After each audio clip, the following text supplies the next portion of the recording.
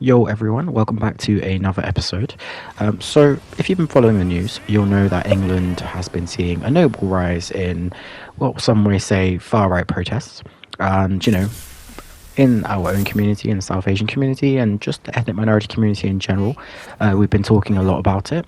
And it's something I've been kind of wrestling with myself because for a guy like me, someone that's lived in London, being British, South Asian, these for me they're not just news reports, They are a mirror reflecting a part of this country I thought we'd moved on from. So today, let's unpack this. We're going to go deep. We'll talk about, the historical context, the current events, and what it's like to see your place in a country questioned. This is just a commentary. It's a conversation about belonging.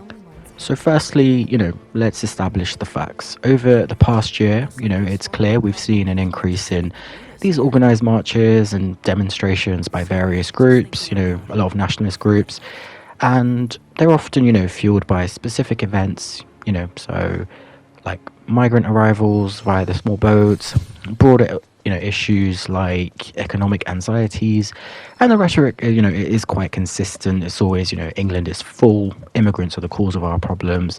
Let's take back our country, and of course, social media is being used to kind of organize, to spread the message and amplify the narrative of grievance. Because of course, with social media, it's like if all you're following is people that agree with you, then it gives you that kind of that bubble of oh, everyone agrees with me. That's why, of course, with Saturday, it was like you had one side that was like, no, we don't agree with this, and then you had the other side that was like, no, we need our country back. And it's interesting because you've got the same kind of demographic of people. So you've got white people essentially, and on one side it's go back to your country, Tommy, Tommy, Tommy, and then the other side it's like no, everyone's welcome, racism, put a stop to fascism. And it's just a very interesting thing to see, really. And the numbers at these protests before, they might not have been huge, but the one that happened on Saturday, there is a big divide because a lot of the news outlets, so Sky News, ITV, Guardian, all of those kind of news, were like 100,000 people came, a few thousand people, that kind of thing. But then when I looked in the comments, there was a lot of oh, the news is lying, it was close to 3 million. And I don't know, honestly, I don't know. If it was, it was. If it wasn't, it wasn't. I wasn't there, so I can't really agree or disagree. But the main point is, I think we can all agree that there was a lot of people. But I guess I just want to pause and remember that this isn't like something new that's happened in Britain. If we go back in history, like my grandparents, they came here in the 1960s, and it was part of the whole Windrush and post-colonial migration. They came to a country that needed workers to rebuild after the war, but they didn't arrive to sort of a warm welcome. There was that open racism. Let's not forget, no Irish, no blacks, no dogs signs everywhere, and institutional prejudice. And of course, there was Enoch Powell's famous Rivers of Blood speech, and I see that in YouTube comments all the time, about, oh, Enoch Powell was right, Rivers of Blood, it's all happening, what he's saying is coming true.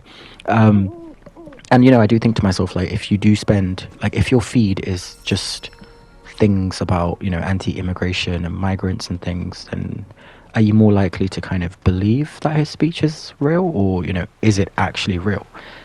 It's just an interesting thing. And with our grandparents, they had the National Front marching in the streets. We had the racial attacks and riots. Let's not forget things like Paki bashing and all those things. And yet throughout all of that, our communities actually thrived. We built temples, mosques, gurdwaras. They built businesses, had children, and the children went on to become doctors, teachers, lawyers, and even YouTubers. Well, I'm trying anyway, but I enjoy YouTube. But what I'm trying to say is, we've contributed to this country for generations. Like, you can't just turn around and say, like, we're just all scroungers and we're all on benefits and, we're not doing anything. No, the majority of like South Asians and ethnic minorities generally contribute so much to the country. So when I see, a protest like what happened on Saturday, you just think, is it really a new problem? But it's not. But it just feels like it's a ghost that is coming back to haunt us. Because I was having a conversation with one of my colleagues, and she's a friend, and she said, it doesn't it feel like 9/11 all over again? And I was like, what do you mean?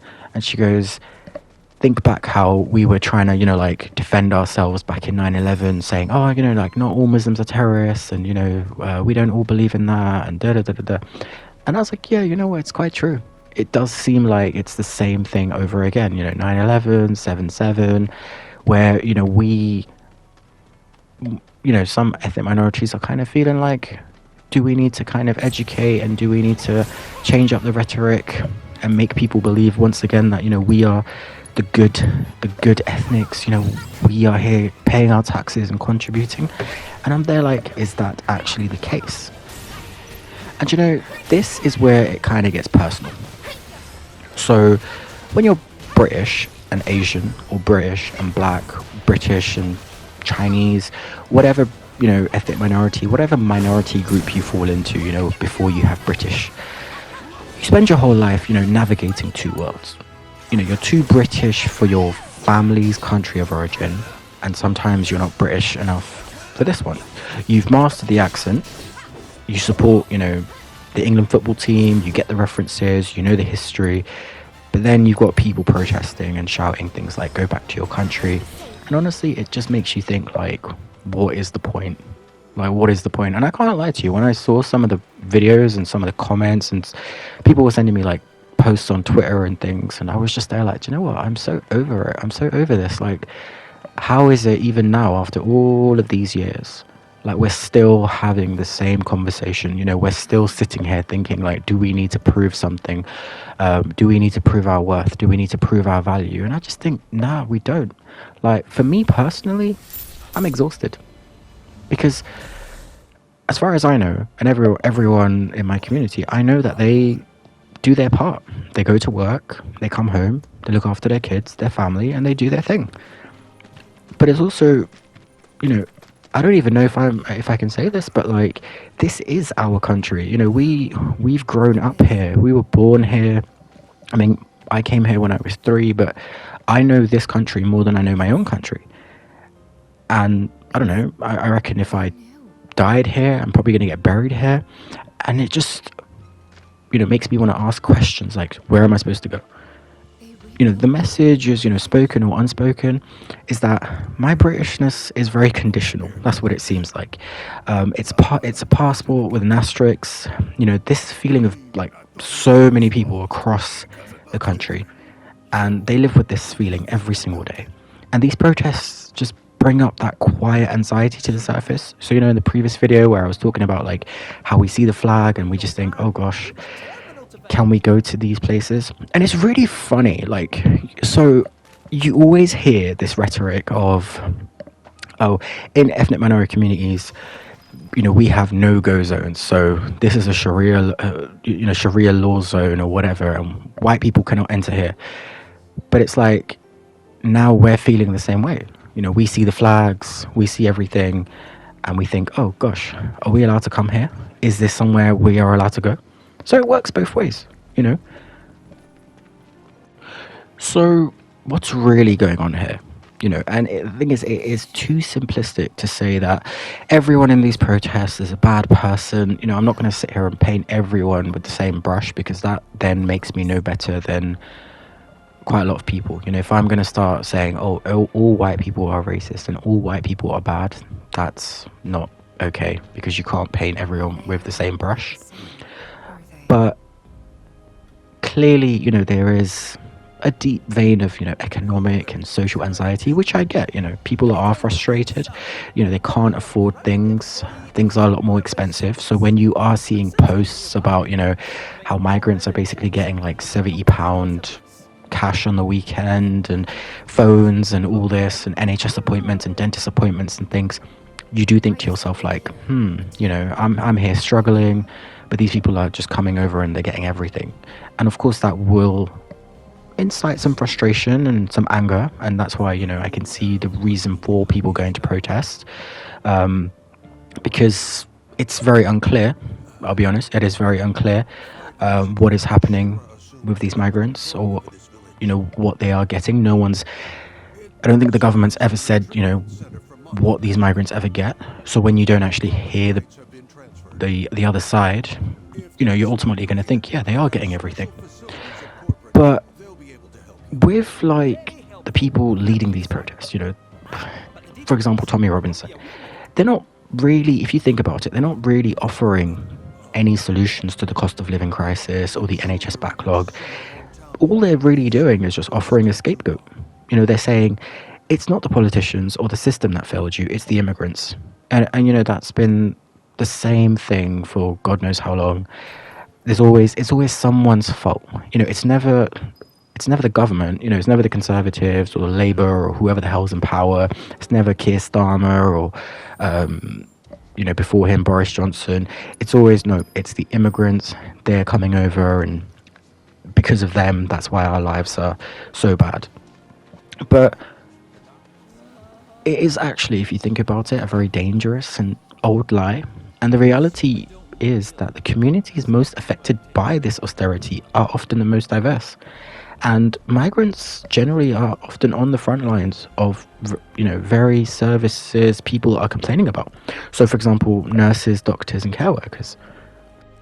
But if this video sort of had a theme, it wouldn't be about hopelessness. It would be about resilience. Because for me, every protest I see, I also see 1,000 acts of kindness. I see people coming together to stand in solidarity. I see local councils, community leaders, actively promoting integration. I see young people from all backgrounds, online and offline, calling out the racism and fighting for a more inclusive society. The loud voices of division are very real, but the quiet hum of community and acceptance is so much more powerful. And that's the sound of the real England. And I hope that will be the sound of the future. I think what we can take away from this video is, as ethnic minorities, as South Asians, it's going to be quite hard, of course. There's going to be that anxiety of, are we going to go through what we went through before? Are we going to have to try extra hard? And guys, I don't think so. I think it's time to just change the narrative, and the way we change that narrative is just by doing what we do best, working hard and taking care of our families and kids and our parents and grandparents, and just enjoying our communities and enjoying the diversity and enjoying our culture. Because at the end of the day, we belong here as much as anyone else. We've lived here all of our lives. We have, when people say, oh, we're not assimilating, we've assimilated as much as we can, but we've still held on to our identities. We've held on to our culture, which is a huge thing. And those are the things that shape us. Those morals and values that we hold, those are the things that keep us going. And it shouldn't be a case of, people saying that, oh, we aren't British enough, or we aren't this enough. No, we just need to continue doing what we do, standing firm, and just believing in ourselves. But that is it for this video. This was quite a heavy topic, and I appreciate you guys sticking with me. Let me know your thoughts in the comments. Have you had any experiences with this? How do you think we can move forward? Tell me your stories. Also, if you want to, like this video and subscribe. I try to post every single week, and it is generally based on topics, current events, but from that South Asian perspective. But yeah, thank you for watching, and hopefully I will see you in the next one.